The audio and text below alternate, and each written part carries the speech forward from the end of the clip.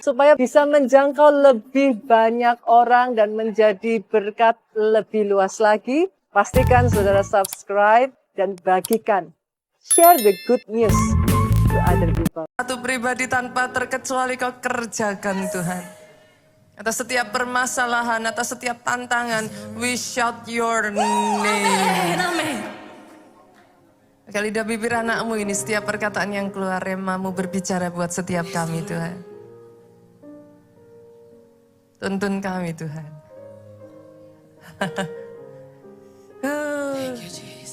Sehingga sungguh-sungguh Tuhan dalam kehidupan kami ini Tuhan. Seperti yang Engkau janjikan dan Engkau perkatakan atas kehidupan kami ini. Oh, hidup kami memuliakan nama-Mu. Di dalam setiap langkah kami, kami menjadi lebih dari pemenang. Kami terima rema-Mu Tuhan. Hanya di dalam satu nama-Mu Yesus Tuhan yang kami sembah. Engkau yang diurapikan, diberkati. Katakan dengan suaramu yang paling keras, saudaraku, sama-sama kita katakan. Amin. Amin, amin, amin, amin, amin, amin. Boleh lihat kiri kanan saudara, katakan be blessed. Be blessed. Silakan duduk jemaat Tuhan. Wow. So luar biasa ya, makin lama makin padat, makin lama makin banyak. Wow, gak berasa kita sudah masuk pada bagian yang kedua dari seri firman di bulan Juli. Saudara merasa gak sih kayak waktu itu berjalannya cepat sekali? Kayak saya itu ngerasanya kayak baru aja bulan Januari kemarin kita crossover, and then sekarang kita sudah ada di semester yang ketiga, semester yang kedua. Kita masuk di bulan Juli, saudaraku. Dan di bulan Juli ini kita masuk di seri firman, ada yang masih ingat? Tuhan, gembala jiwaku. Di bagian yang kedua ini, saudaraku, saya akan berbicara tentang kelelahan. Saya percaya firman ini spesial, saudaraku. Tapi sebelum saya melanjutkan, izinkan saya mengatakan ini kepada saudara di tempat ini. Bu, yuk jangan kalah dengan kelelahanmu. Saya tahu firman ini menjadi satu deklarasi. Ada keberanian untuk berkata, Pastor, saya tidak mau kalah dengan kelelahan saya. Sejak dari hari ini saya berdoa, saudara yang hari-hari ini ada di posisi yang terus-menerus lelah. Berani berdiri dan mengatakan atas kehidupan saudara, tidak kalah dengan lelah. Saya tidak mau kalah dengan kelelahan saya. Itu sebabnya saya akan membagikan satu pesan firman yang berjudul tidak kalah dengan lelah. Tidak kalah dengan lelah. Karena saudara jujur hari-hari ini ya saya banyak berjumpa dengan orang-orang yang berkata kepada saya, Pastor, I'm tired. Capek loh. Jadi terpikirkan ya saudaraku, kita sering ngomong capek gitu. Berapa banyak di sini yang gak pernah bilang capek? Ada gak ya? Gak ada ya? Semua orang pernah bilang capek. Tapi pernahkah saudara merenungkan sebenarnya kelelahan itu apa sih? Capek itu apa sih? Nah saya kemarin cari saudara, saya bacakan ya. Ternyata kelelahan adalah hilangnya energi Pak. Di dalam diri seseorang akibat pemakaian energi yang berlebih. Saya sederhanakan saja berarti kelelahan itu besar pasak daripada tiang. Ketika yang saudara butuhkan dengan yang saudara miliki di dalam diri saudara tidak seimbang, yang terjadi adalah kelelahan. Hanya jujur ya saudara, saya merenungkan. Saya nggak tahu apakah saudara setuju dengan saya, sejak dari pandemi itu semakin banyak orang itu yang mengeluh lebih cepat capek loh. Saudara melihat hal yang sama enggak? Saya sempat berpikir, kenapa ya? Khususnya di kota seperti Jakarta, saudaraku. Ritme kehidupan itu kan kayak cepat sekali. Tadi saya katakan gitu. Time flies. Kita nggak berasa pressure-nya, tekanan, saudaraku. Tuntutan pekerjaan di Jakarta orang berangkat kerja pagi-pagi. Ditambah dengan jalanan yang macet, Pak. Akhirnya orang berangkat jadi lebih pagi lagi. Berapa banyak yang karena di Jakarta ini tidak mampu afford untuk tinggal di kota, akhirnya banyak yang tinggal di area yang lebih di pinggir gitu. Kalau yang di dalam kota waktunya mungkin setengah jam, 1 jam, kalau di pinggir saudara takes even longer. Di perjalanan transportasi saudara. Pulang malam saudaraku, saudara sampai di rumah itu udah kayak yang, apa, kalau orang Jawa bilang tekor gitu saudara. Udah habis, tenaganya udah nggak ada gitu. Saya pikir-pikir lagi kenapa bisa begitu ya. Ternyata kalau kita mau menyadari saudaraku, kalau saudara memperhatikan dengan majunya teknologi ini, seolah-olah sekarang kayak sudah tidak ada batasan. Persaingan jadi lebih ketat. Orang-orang itu jadi bersaingnya udah enggak yang, kalau tadinya saudara ya di satu negara, sekarang udah enggak bisa. Kita harus berhadapan dengan persaingan global saudaraku. Dan tidak heran banyak orang terjebak di dalam kelelahan. Yang saudara paling gampang lihat, kelihatan mata ya saudara, kelelahan fisik. Seharian saudara beraktivitas seperti itu ya nggak heran lah kita fisik juga bisa capek. For a short period of time it's still okay saudaraku. Tapi kalau saudara panteng terus ya saudara terusin aja kayak begitu ya batas tertentu nggak akan mampu. Tapi menurut saya saudaraku ada yang lebih berat loh dari kelelahan fisik. Saya rasa saudara tahu. Lelah mental, capek jiwa. Itu lebih berat loh. Saya itu pernah berjumpa ya saudaraku dengan seseorang yang datang kepada saya harus berhadapan dengan hutang piutang. Saya berjumpa dengan orang yang sama, saya berjumpa pada saat dia ketemu dengan saya, jujur saya kaget loh. Itu tangan sampai tremble loh Pak. Saya melihat dari wajahnya itu kayak wajah orang yang kayak terpukul kalah gitu. Dari raut wajahnya, dari body language-nya kita sudah bisa ngelihat ini kayak orang yang udah capek sekali. Dia bercerita kepada saya bagaimana dikejar-kejar penagih hutang saudara. Dipermalukan di tempat kerjanya. Dia ngomong sama saya, Pastor gimana kalau nanti aset saya harus disita. Bagaimana saya harus menghadapi masyarakat. Saya tuh bisa melihat di matanya itu kayak mau mandang saya aja tuh nggak bisa. Saudara. Saya kalau lihat gitu tuh rasanya di hati itu apa? Tapi hari ini saya berdoa ya saudaraku ada orang-orang yang bangkit dan mengatakan Pastor saya tidak mau kalah dengan lelah. Karena sedih saudara, kadang ngeliatin bagaimana saya berjumpa dengan orang-orang yang harus berhadapan dengan masalah kesehatan. Bolak-balik rumah sakit terus. Sampai dia tuh ngomong sama saya kayak gini, Pastor, kayaknya minum obat nggak ada bedanya deh. Udahlah, saya capek, mesti minum obat terus, tapi nggak ada hasilnya. Sembuh juga enggak. Ini diselesaikan, muncul yang lain lagi. Kayak akhirnya capek. Dia ngomong capek loh Pastor. Dan bukan hanya capek di satu titik tertentu, udah kayak frustrasi. Pernah ketemu saudaraku. Kayak udah frustrasi, mau diapain lagi. Don't know what to do saudara. Saya duduk dengan beberapa orang konseling dengan saya masalah pernikahan. Saya tahu mereka orang-orang baik loh saudaraku.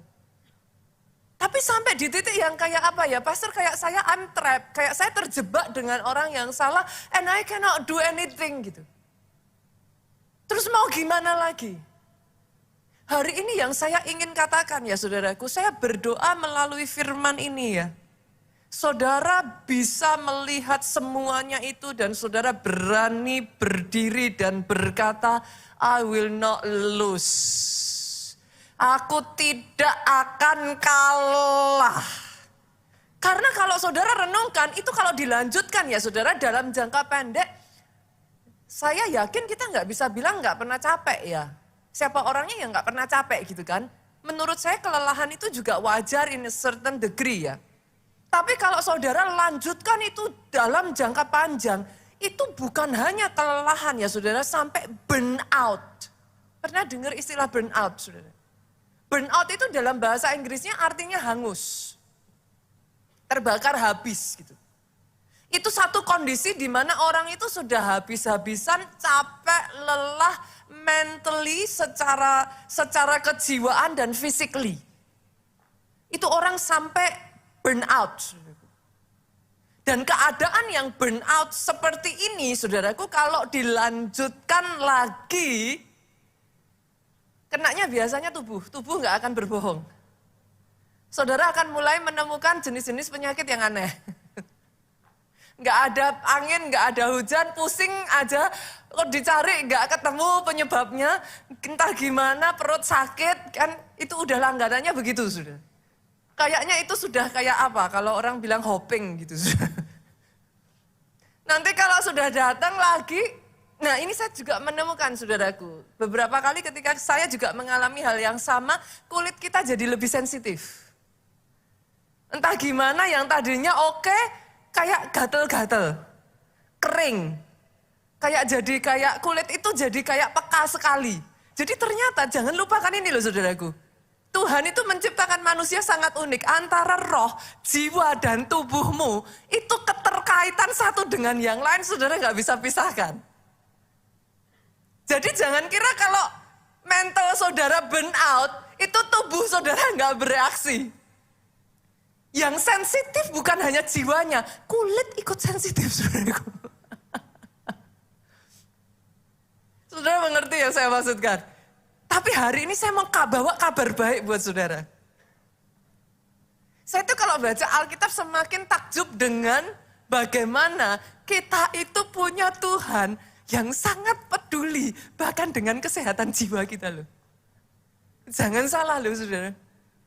Tuhan kita itu bukan Tuhan yang kayak apa, hanya perkara roh gitu, enggak saudara. Dia menyadari bahwa manusia itu terdiri dari roh, tubuh, dan jiwa. Saya bacakan ya ayatnya, kita lihat yuk. Matius pasalnya 9 ayatnya yang ke-36. Lihat saudaraku, saya tuh kalau baca ayat ini ya, saya tuh amazed dengan Yesus saya loh. Ini kalau saudara nanti baca sebelum-sebelumnya, saudara akan menemukan Yesus itu sudah di dalam posisi yang capek saudara. Dia di dalam perjalanan jauh. Setelah itu saudaraku, ayat ini ngomong kayak gini, melihat orang banyak itu. Tergeraklah hati Yesus oleh belas kasihan kepada mereka. Karena apa saudara? Mereka lelah dan terlantar seperti domba yang tidak bergembala. Kita masuk dalam satu seri firman apa? Tuhan, gembala jiwaku. Datang sama dia yuk. Jangan jadi seperti domba yang gak bergembala. Dia gembala jiwamu yang akan membawa engkau ke padang yang berumpun hijau. Dia memeliharakan engkau begitu rupa. Sampai engkau terpelihara. Rohmu kuat, jiwamu kuat, tubuhmu kuat. Sehingga the full potential, maksimum capacity yang Tuhan sudah beri atas hidupmu, itu digunakan secara dahsyat. Saya tidak heran akan melihat orang-orang di tempat ini, engkau orang-orang yang dipakai Tuhan, orang-orang yang sukses, orang-orang yang dipakai jadi berkat. Apa yang dikerjakan tanganmu dibuat berhasil. Bahkan sampai masa tuamu, buahmu tetap gemuk. Buahmu tetap gemuk, tidak layu. Oh kalau mau tepuk tangannya yang paling meriah buat Yesus Tuhan kita. Saya ajak jangan mau jadi domba yang jalan sendirian, saudara.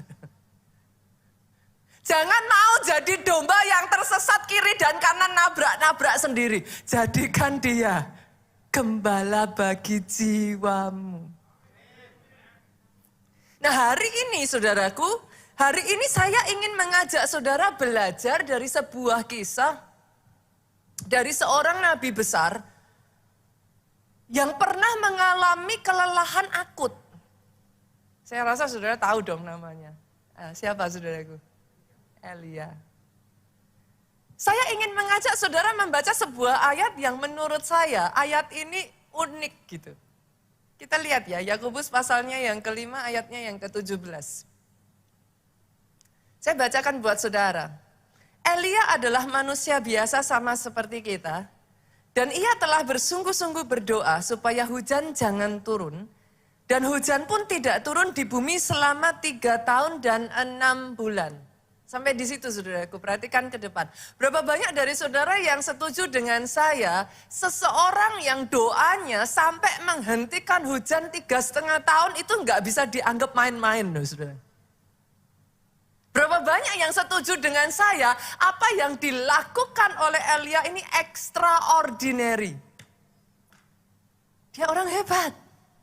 Dia orang yang diurapi. Tapi yang saya heran, ayat ini memulainya bukan menceritakan semua kehebatan Elia. Tapi ayat ini dimulai dengan ngomong, Elia, manusia biasa. Sama seperti saudara dan saya. Saya senang sekali baca ayat ini, saudaraku. Dan sama seperti saudara dan saya, Elia juga bisa capek. Nanti kita baca ceritanya, saudara. Elia juga bisa capek. Artinya kalau kita membaca ayat ini, maka kita menyadari satu hal. Enggak ada orang yang kebal capek. Semua orang selama dia masih manusia, dia bisa capek. Jangankan Elia, Yesus bisa capek. Saudara nanti kalau lihat ya, pada saat dia jumpa dengan wanita di sumur, wanita Samaria. Masih ingat kisahnya? Ayat itu mengatakan Yesus itu kondisinya letih. Yesus bisa capek. Nah yang ingin saya bawa saudara hari ini adalah supaya saudara memahami, oke, capek itu adalah reaksi normal. Tetapi saudara aware ketika saudara dalam keadaan capek, apa yang bisa terjadi? Jangan sampai saudara enggak aware, akhirnya pada saat itu terjadi, saudara dihantam dan saudara tertunduk kalah gara-gara capek. Mari saya ajak saudara melihat dan sadari. Senggol kiri kanan, tubuh juga perlu dirawat, saudara. Senggol kiri kanan lagi, sayangi dirimu sendiri. Sayangi, dirawat saudaraku, dijaga, disayang. Saya ngerti nggak gampang, saya paham, bahkan saya ngomong seperti ini, firman ini untuk saya sendiri. Hidup di kota seperti Jakarta gini tuh saudara, dengan persaingan yang begitu ketat ya, kita akan terpicu untuk terus Pak, mau gimana? Tapi hari ini saya berdoa firman membukakan kepada saudara, waktu kau capek, waktu kau lelah, apa sih yang terjadi? And let's be aware of it. Kita buka ya ayatnya ya saudara, kita lihat ya. 1 Raja-Raja 19 ayatnya yang ke-3 sampai 4. Apa sih yang terjadi pada Elia pada saat dia capek? Ayat 3 yuk, nanti kita baca, kasih tanda di situ ya saudara. Saya akan baca perlahan supaya saudara bisa melihat dengan jelas. Kita baca sama-sama 2, 3. Maka takutlah, ianya siapa? Elia. Saudara menemukan keanehan gak dari ayat ini? Saya tuh paling senang kalau membaca firman itu berlambat-lambat. Direnungin. Saya menemukan ayat ini aneh loh. Maka takutlah Elia. Berapa banyak dari saudara setuju dengan saya? Seseorang yang berani menghadapi sebuah bangsa yang besar, menantang 450 Nabi Baal, kayaknya nggak cocok disebut sebagai seorang penakut. Setuju dong? Itu sebabnya buat saya ayat ini aneh. Certainly Elia tuh bukan seorang penakut, saudaraku. Kalau dia seorang penakut, dia nggak akan maju melawan 450 Nabi Baal, garis bawahi kata seorang diri. Alkitab mencatat ya saudara, berapa kali Elia itu dikejar-kejar oleh Ahab. Kalau saudara buka ini nanti dibantu ya, dari multimedia cepat aja. Dari 2 Raja-Raja pasal 1, kalau saudara mau lihat, ayat itu mengatakan bagaimana Elia dikepung 50 prajurit. Dia nggak takut saudaraku. Mungkin boleh dimunculkan ayatnya. Pada saat dia dikepung oleh 50 prajurit, alih-alih takut saudara, Elia berdoa supaya api turun dari langit. Itu 50 prajurit habis. Enggak ada takutnya. Tapi pertanyaannya jadi aneh. Kenapa kok Elia bisa takut? Seorang yang sudah menghadapi 450 Nabi Baal seorang diri, ketakutan oleh perkataan dari seorang wanita. Siapa namanya saudara? Isabel. Enggak masuk akal kalau buat saya saudaraku. Tambahkan dengan setting zaman itu ya Pak. Zaman itu tuh wanita diperhitungkan beda dengan pria loh. Bagaimana seorang Elia mengalahkan 450 Nabi Baal, gemetar mendengar perkataan seorang wanita yang bernama Isabel. Enggak masuk akal saudara. Boleh enggak perhatikan ke depan Bapak Ibu? Dengar ini baik-baik. Ketakutan. Saya katakan ini ya saudaraku, supaya di kedepan hari saudara bisa memahami apa yang terjadi. Ketakutan tidak muncul karena saudara menghadapi masalah yang tidak ada solusinya. Banyak kita berpikir kita takut karena kita sedang menghadapi masalah yang tidak ada solusinya. Tetapi bagaimana kalau saya balik seperti ini saudaraku? Justru karena kita tidak menyadari kita sedang ada di dalam keadaan kelelahan. Kelelahan tadi saya sederhanakan apa besar pasak daripada tiang tekor, saudaraku.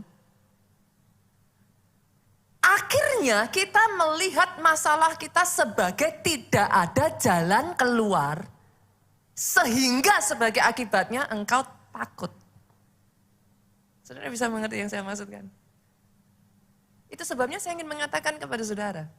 Kalau Elia, seorang yang menghentikan hujan selama 3,5 tahun saja bisa mengalami itu. Apakah menurut saudara kita tidak bisa mengalami itu? Pastor, kalau seperti itu bagaimana? Be aware of it. Kan saya nggak bisa loh pastor menjaga terus untuk saya nggak lelah. Gimana caranya?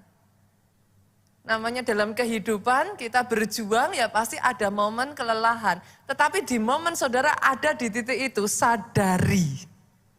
Jangan tekor. Kalau sampai toh saudara mengatakan pastor saya nih ada di titik yang saya capek nih. Jagai saudara. Saudara ngerti bahwa di momen-momen itu iblis akan mengintimidasi, iblis akan menyerang. Baru saja kemarin saya ngobrol dengan salah satu pelayan Tuhan di gereja kita. Dia sedang ada di tengah perjuangan, saudaraku. Dia ngobrol dengan saya sekian waktu yang lalu, dan dia berkata, pastor sejak dari saya ngobrol dengan pastor itu sudah berjalan sekian bulan dan everything is okay, everything is good. Tapi kenapa tiba-tiba saya kayak ada dalam keadaan yang dicekam dengan ketakutan. Saya mulai down lagi, pastor. Saya katakan kepada dia, it's only normal, saya bilang. Setelah ngobrol, saya tanya, ada enggak trigger tertentu nih yang deket-deket ini yang kamu, ya saya kemarin sekian waktu sedang ada acara yang padat sekali pastor selama berhari-hari, kurang tidur dan capek. Nah, Poinnya pastor apa? Be aware. Sadari, saudara.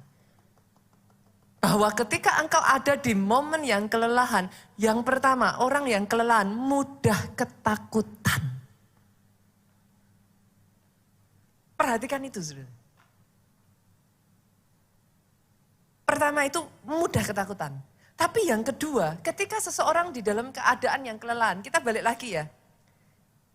Di 1 Raja-Raja 19 ayatnya yang ketiga sampai keempat tadi saya lanjutkan. Maka takutlah ia, tapi enggak cuma takut, saudara.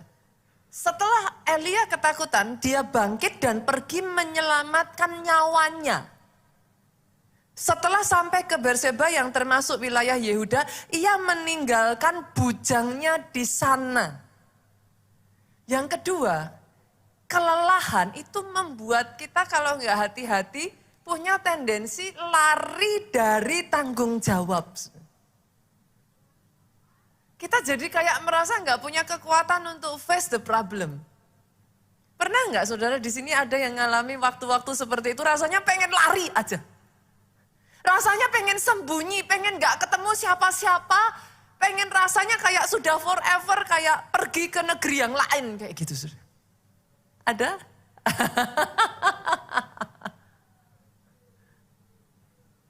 Hari ini saya berdoa ya saudaraku, jangan izinkan strategi, jangan izinkan di tengah kelelahan. Kelelahan bisa jadi biasa, tapi di tengah kelelahan jangan izinkan iblis ambil kesempatan.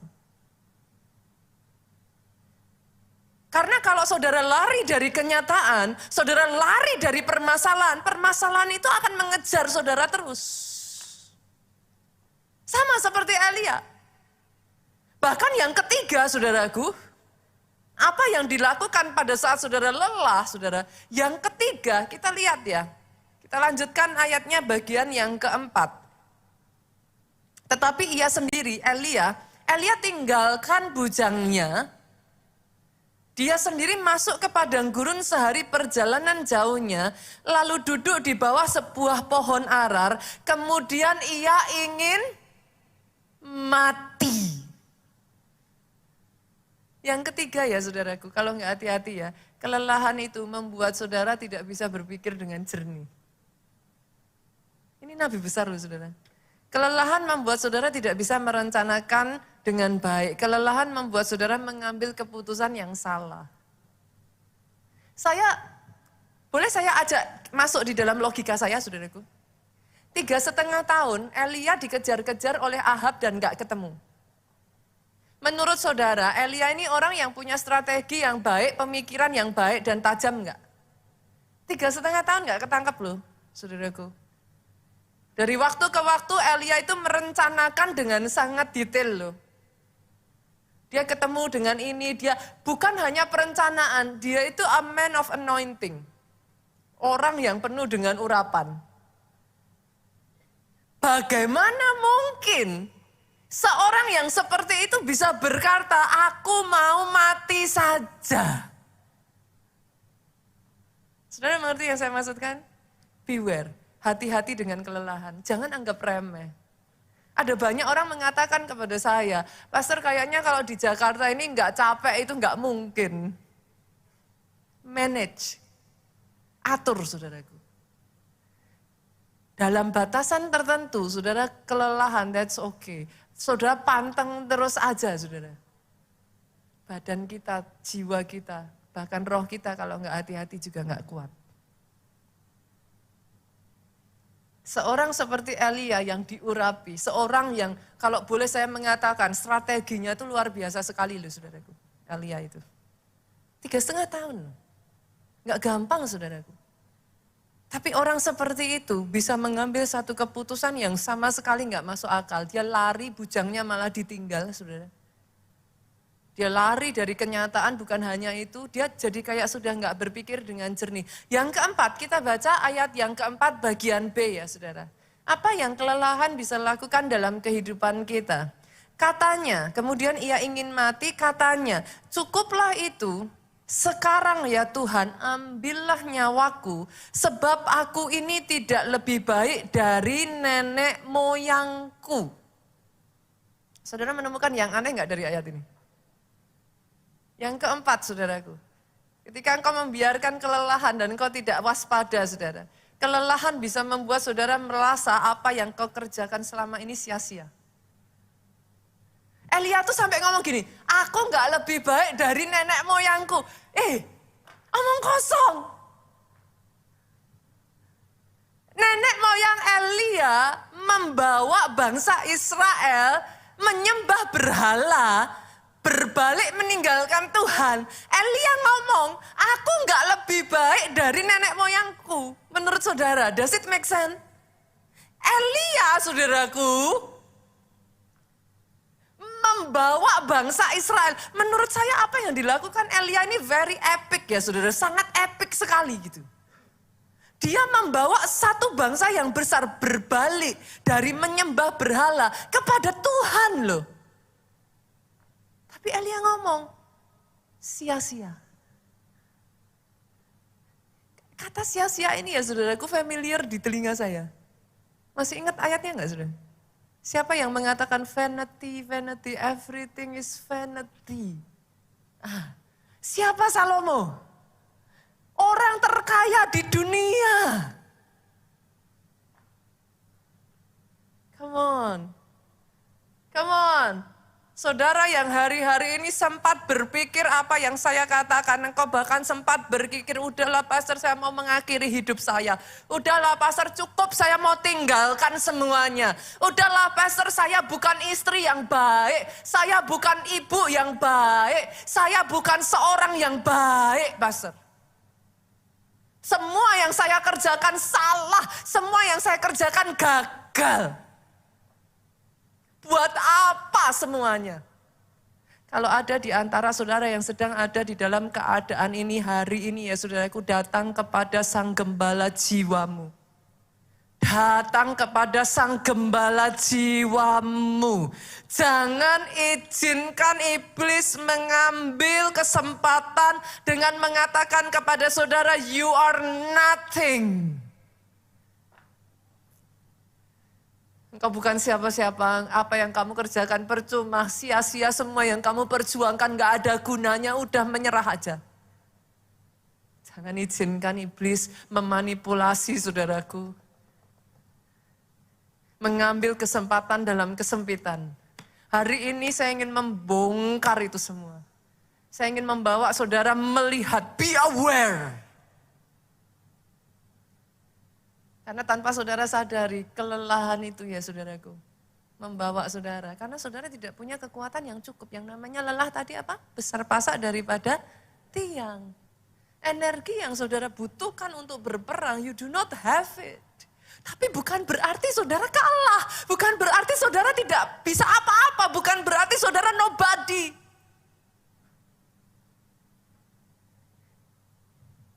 Doa saya, ada orang-orang di tempat ini yang berkata, aku tidak mau kalah dengan lelah. Aku tidak mau kalah dengan lelah. Dan yang kelima saudaraku, yang lebih parah lagi, ketika saudara kelelahan, saudara akan didrag, saudara akan ditarik. Ayatnya yang ke-10 saudaraku, dari 1 Raja-Raja 19. Elia berkata apa? Hanya aku seorang diri yang masih hidup dan mereka ingin mencabut nyawaku. Kelelahan membawa saudara feels lonely. Pernah nggak saudara ngomong kayak gini? Semua saya pastor. Semua saya. Saya lagi.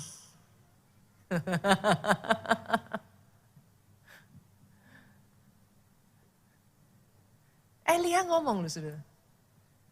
Mereka sudah dibunuh semua, tinggal aku. Apakah benar-benar tinggal Elia? Multimedia boleh dimunculkan. Masih ingat kisahnya? Pegawainya Ahab yang bernama Obadya. Dia menyembunyikan 100 orang nabi Allah yang takut akan Tuhan, yang tidak menyembah Baal. Masih ingat kisahnya saudaraku? Beberapa waktu yang lalu di khotbah kita munculkan ayat itu. Mungkin boleh dibuka dari multimedia, sudah saya minta untuk dipersiapkan. Bahkan ya saudaraku, di dalam satu ayat yang lain, di dalam 1 Raja-Raja 19, bukan hanya 100 orang yang dipelihara ini, saudaraku. Alkitab mencatat Tuhan itu menyisakan 7.000 orang dari bangsa itu yang tidak menyembah tidak menyembah Baal sama sekali. Tapi di sini Elia merasa, aku lagi, aku terus. Hari ini ya saudara, saya berdoa biarlah firman ini dibukakan atas kehidupan saudara. Karena saya pernah ada di keadaan itu saudaraku. Saya pernah ada di keadaan seperti itu saudara. Dan di tengah keadaan seperti itu ya saudara, you feel like you are alone. Gak ada satu orang pun yang berjuang dengan saudara. Iblis akan terus mengatakan hal-hal yang dia akan pakai saudara. Kemarin saya ngobrol dengan salah satu pelayan Tuhan ini dan saya katakan, sebagian orang ngomong jangan salahkan iblis terus. Ya memang dia udah salah saudaraku. Gak usah disalahin, emang dia itu sudah salah. Memang perkara kita jatuh atau enggak jatuh itu pilihan kita. Tetapi di dalam setiap kesempatan, saudara jangan lupa dia akan cari kesempatan. Lawanmu iblis akan berkeliling. Kalau saudara kuat, dia mau nyerang saudara juga saudara tablek aja. Karena buat saudara it's okay, hadapi. Tapi pada saat engkau lelah, telinga saudara ini mendengar. Gak ada yang bantuin kamu. Semua gak peduli. Gak ada yang sayang. Kamu cuman sendirian. Buat apa? Saudara mengerti yang saya maksudkan? Hari ini yuk, sama-sama yuk. Kita melihat. Saya berdoa sejak dari hari ini firman Tuhan diberitakan ya. Akan terjadi sama seperti Elia. Orang-orang yang ada di dalam keadaan kelelahan, Tuhan bangkitkan kembali, Tuhan rubah situasi saudara sehingga kelelahan jadi kekuatan. Karena jangan lupa saudaraku, Elia mengalahkan 450 Nabi Baal itu belum selesai loh tugasnya. Kalau pada saat itu dia berhenti, kebayang gak itu hujan belum turun saudara. 3,5 tahun bisa jadi 5 tahun, bisa jadi 10 tahun. Jadi apa itu bangsa Israel? Maaf saudara, izinkan saya mengatakan ini kepada saudara, tugasmu belum selesai. I'm so sorry. Sebagian dari saudara sudah berkata, Pastor I'm so tired. Kok tega toh Pastor, tapi saya harus ngomong ini, belum selesai. Tuhan masih mau pakai engkau untuk perkara besar. Tuhan masih mau pakai hidupmu jadi berkat buat banyak orang di sekelilingmu. Belum selesai. Itu sebabnya saudaraku, saya mau ajak kepada saudara 2 poin saya yang terakhir. Bagaimana Tuhan merubah kelelahan Elia menjadi kebangkitan dan kekuatan. Yang pertama saudara, kita buka yuk. 1 Raja-Raja pasalnya yang ke-19 tadi saudara. Ayatnya yang ke-5. Menarik saudaraku, sangat menarik. Saya tuh berpikir ya, Tuhan kita itu apa? Sangat manusiawi sekali loh saudara. Saya tuh kalau baca ini ya saudara, dan semakin mengenal Tuhan kita ya, saya tuh semakin jatuh cinta loh. Tuhan kita itu sangat manusiawi sekali, sangat manusiawi sekali. Sesudah itu ia berbaring dan tidur di bawah pohon arar. Lihat kiri kanan lagi boleh enggak saudara? Kalau capek tidur.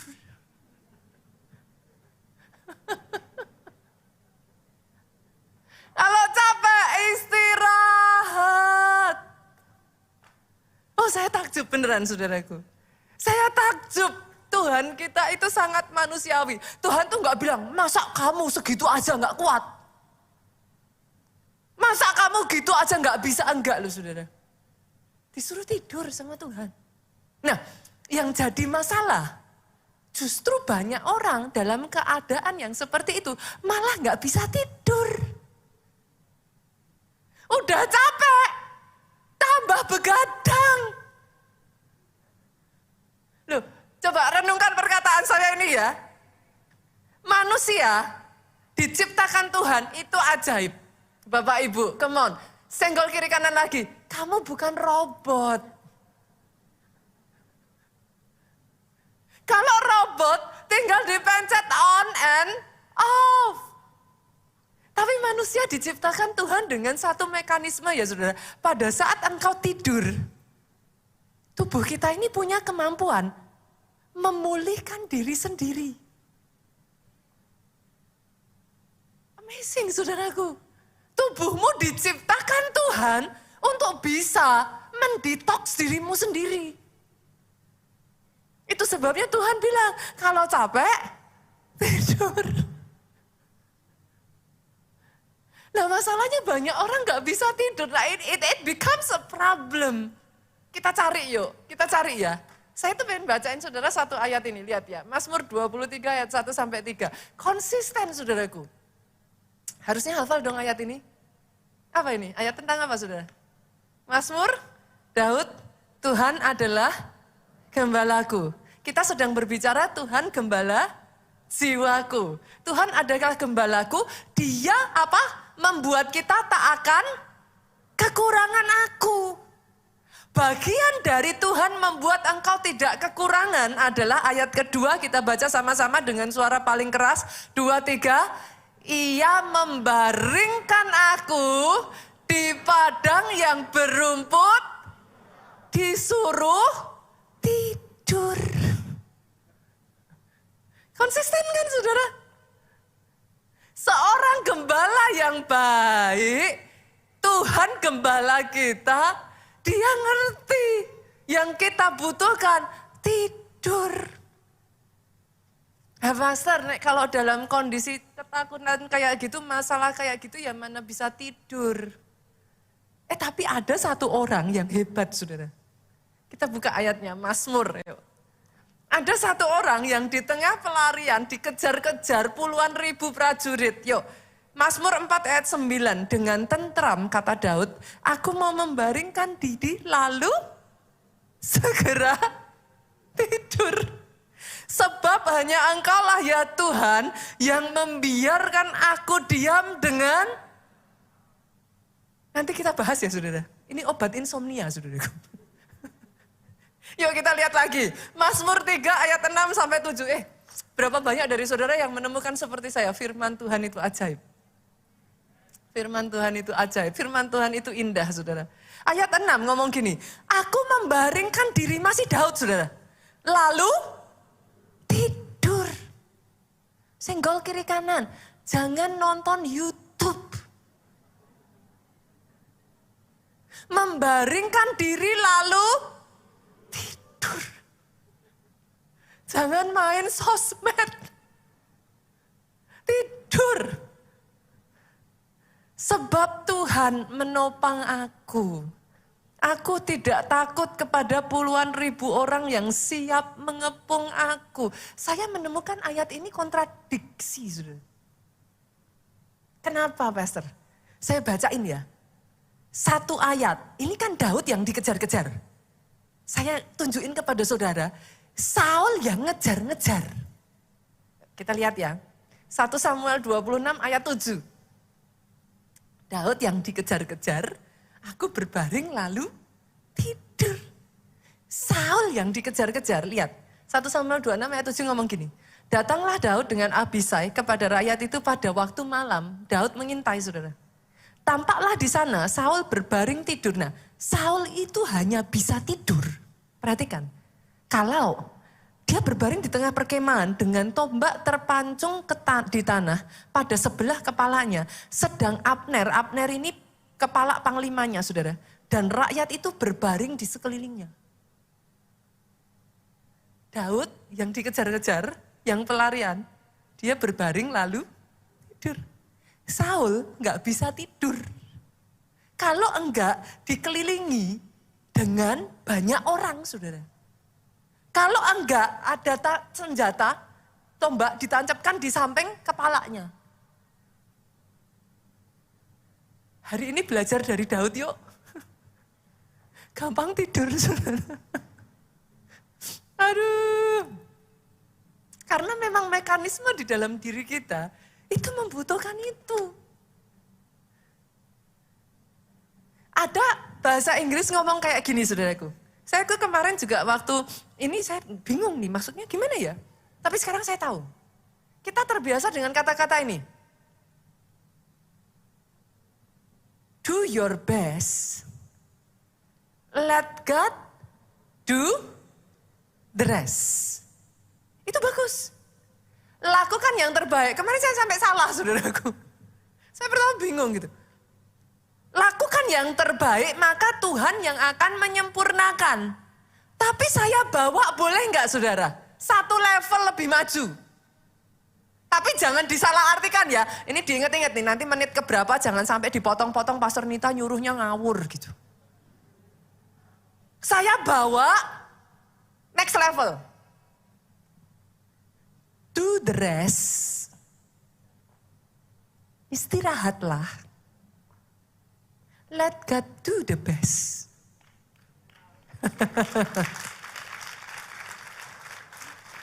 Jangan salah dipakai loh ya. Pastor Nita bilang suruh tidur. Aku nggak mau kerja. Pokoknya Pastor Nita bilang tidur, nanti Tuhan yang kerja. Ayat ini saudara berlaku untuk saudara yang overworking. Kata-kata ini tidak berlaku buat saudara yang santai-santai nggak mau kerja. Saya berharap kata-kata ini tidak dipakai, tidak pada tempatnya ya saudaraku. Jangan dipakai tidak pada tempatnya ya. Karena ada orang-orang yang bahkan setelah kau mengerjakan yang terbaik, engkau nggak bisa rest. Aku masih berpikiran nanti kurang ininya. Aku masih harus begini. Seolah-olah Tuhanmu itu nggak bisa ngerjain untuk engkau. Masih sibuk lagi, masih ribut lagi. Pokoknya kalau bukan saya nggak bisa. Ada yang seperti itu? Nggak ada yang ngaku, saudara. Renungkan perkataan saya ini, saudaraku. Do the rest. Istirahat. Masuk dalam tempat peristirahatan Tuhan. Let God do the best. Oh, kalau mau tepuk tangan yang paling meriah. Saya berdoa ya, sejak dari hari ini ya saudaraku, saudara menemukan bahwa Sang Gembala jiwamu tidak akan berdiam diri. Yang saya tahu, tidak pernah tertidur dan tidak pernah terlelap Sang Penjaga Israel. Ingat saudaraku, pada saat engkau nggak bisa tidur, things are not getting better. Engkau butuh tidur, sehingga kekuatanmu pulih untuk melanjutkan peperangan dan perjuanganmu. Tapi pada saat engkau tidur, firman Tuhan berkata, orang yang Dia kasihi pada saat tidur diberkati. Oh come on saudara, ayo belajar. Tapi sekali lagi saya disclaimer ya, jangan dipakai untuk alasan ya perkataan saya ini ya. Tapi yang pertama saudara, cara Tuhan memulihkan Elia, dia harus istirahat. Balik, gain power lagi. Pulihkan waktu-waktu engkau bersaat teduh, engkau mendekat kepada Tuhan. Dari situ kekuatanmu dipulihkan lagi saudara. Terus bekerja, terus mengusahakan itu baik, tetapi ada batasannya saudara. Kalau engkau tidak hati-hati, burn out, hangus. Yang kedua saudaraku, yang kedua, Tuhan memberikan Elia kesempatan untuk mengeluarkan isi hatinya. Saya tuh kalau baca ini ya, saya tuh jujur ya saudara jatuh cinta sama Tuhan saya loh. Dia tuh sangat manusiawi sekali gitu. Kita buka ya ayatnya ya, 1 Raja-Raja 19 ayat 9 sampai 10. Di sana masuklah Elia ke dalam sebuah gua dan bermalam di situ. Maka firman Tuhan datang kepadanya demikian. Apakah kerjamu di sini hai Elia? Coba lihat ayat 10 saudara. Nah, ini saya bacakan dengan intonasi ya saudara. Jawabnya, aku bekerja segiat-giatnya bagi Tuhan, Allah semesta alam. Karena orang Israel meninggalkan perjanjianmu, meruntuhkan mezbah-mezbahmu dan membunuh nabi-nabimu dengan pedang. Hanya aku seorang dirilah yang masih hidup dan mereka ingin mencabut nyawaku. Saudara bisa ngerasain gak intonasi frustrasi di situ? Menurut saudara loh, saya tuh berkali-kali tanya ini ya saudara, tapi saudara mendeteksi keanehan dari ayat ini enggak? Di mana keanehannya? Apakah Tuhan enggak tahu keadaan Elia? Ayat ini mengingatkan saya, exactly, Tuhan pernah melakukan hal yang sama pada Adam dan Hawa. Adam, Hawa, di manakah kamu? Emangnya Tuhan enggak tahu mereka di mana? Ini Tuhan juga ngomong, Elia, apa yang kamu kerjakan? Emangnya Tuhan gak ngerti? Elia sedang lari. Tahu. Masih ingat juga Tuhan tanya kepada Kain tentang adiknya Habel. Kain, di mana adikmu? Saudara perhatikan di sini saudara. Engkau punya Tuhan yang mau ngobrol sama engkau. Tuhan itu mancing percakapan. Tuhan itu senang dengar curhat kita, Pak. Come on. Jangan curhat di status. Bukannya menyelesaikan masalah, saya jamin masalah tambah runyam. Karena banyak orang curhat gak pada tempatnya. Saudara curhat di sosial media. Bukannya lebih baik, tambah berantakan Pak. Tapi Tuhan itu membuka, ampun saudara, saya itu membayangkan kalau dimasukkan di zaman sekarang ya, Tuhan membuka kolom curhat gitu saudara.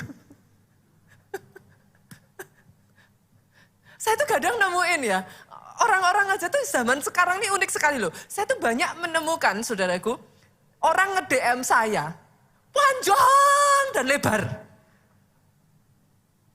Habis saya bales DM-nya, dia bilang gini, saya nggak nyangka bakalan dibalas passer. Lah ngapain DM saya sepanjang itu? Loh, saya tuh menemukan fenomena zaman sekarang orang itu aneh loh saudaraku. Kan sebenarnya berarti butuh curhat kan? Mau dibalas nggak dibalas, it's okay. Lah, kenapa nggak tuh curhat sama Tuhan kita? Dia niat, saudaraku. Saya buktiin, dia niat. Saya buktiin ya, ayat 13, yuk buka. Kalau dia nggak niat, habis itu sudah berhenti sampai di situ. Tapi 1 Raja-Raja 19, ayatnya yang ke-13, Tuhan tanya lagi. Boleh dimunculkan multimedia. Segera sesudah Elia mendengarnya, ia menyelubungi mukanya dengan jubahnya lalu pergi keluar dan berdiri di pintu gua. Tadi di dalam gua, sekarang sudah di pintu gua. Maka datanglah suara kepadanya yang berbunyi, apakah kerjamu di sini, hai Elia? Muncul ya, muncul, oke. Tuhan kita niat curhat, saudaraku. Manusia terbatas. Tapi kau punya Tuhan yang mendengarkan setiap keluh kesahmu. Dia tidak lelah, dia tidak direpotkan. Dia mau mendengarkan engkau. Dan ajaibnya ya saudara, masih ingat kisahnya Hana? Kalau saudara curhat di status tambah runyam. Masih ingat Hana? 1 Samuel yuk, ayat terakhir kita buka. 1 Samuel pasalnya yang ke-1. Ayatnya yang ke-15, kita lihat ya. 1 Samuel 1 ayat 15. Yuk. Tetapi Hana menjawab, bukan tuanku, aku seorang perempuan yang sangat bersusah hati. Anggur ataupun minuman yang memabukkan tidak aku minum. Melainkan aku mencurahkan isi hatiku di hadapan Tuhan. Ajaibnya, ketika kau curhat sama Tuhan, Dia bekerja. Tahun berikutnya di waktu yang sama, Hana mengandung baby Samuel, saudaraku. Senggol kiri kanan yuk. Banyak-banyak curhat sama Tuhan. Boleh Bapak Ibu? Banyak-banyak curhat sama Tuhan. 1 bulan ini ya saudaraku, pemain musik boleh maju ke depan. 1 bulan ini, saya berdoa ya, buat saudara yang khususnya engkau merasa jiwamu itu kelelahan, engkau merasa jiwamu itu gundah gulana, engkau merasa banyak hal yang harus dibereskan di dalam hatimu ya saudaraku. Pastikan engkau ikuti firman selama 1 bulan ini. Ajak teman-teman saudara, mungkin yang sebagian saudara katakan, pastor teman saya itu stres, pastor bawa sini aja gak apa-apa saudara.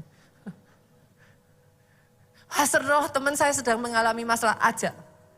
Karena saya percaya 1 bulan ini ya, firman ini akan berbicara. Menguatkan engkau kembali. Menyadarkan kepada saudara. Memberikan pengharapan yang baru. Sehingga kau di-refresh. Kau diberikan kekuatan baru. Kau diberikan kemampuan, saudaraku. Dan justru di dalam kondisi yang saudara ini terbatas ya, saudaraku. Saya berdoa ya, saudara. Ketika firman itu berbicara di dalam kehidupan saudara, bukan hanya engkau yang dipulihkan, tetapi ada orang-orang di sekeliling saudara. Di-refresh kembali. Mendapatkan kesegaran. Mendapatkan kekuatan berjalan. Dan menggenapi rencana Tuhan dalam kehidupannya.